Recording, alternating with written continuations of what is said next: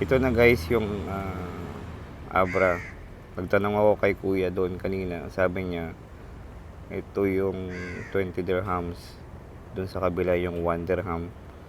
Tsaka opening pa noon mga 7:30. So, tara ito ko kayo dito sa part ng Dubai na kung saan maraming mga mabibiling souvenir.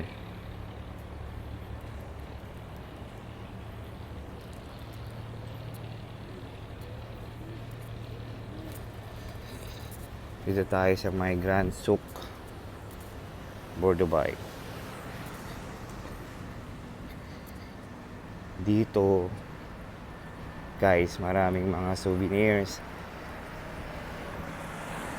Yung mga yan, nakikita nyo yung mga nakatakip na yung mga yan. Yan yung mga souvenirs.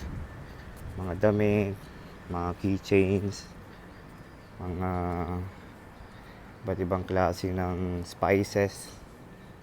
Marami dito. Siyempre dahil sa maaga tayo nakarating. Sarado pa sila mamaya pa itong mga to, siguro mga bandang alas 9, alas 10 mag-open.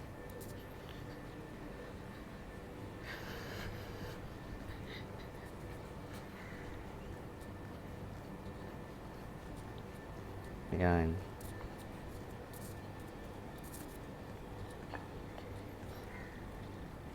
Dami to. Mananawa ka sa mga souvenirs dito. At mura pa.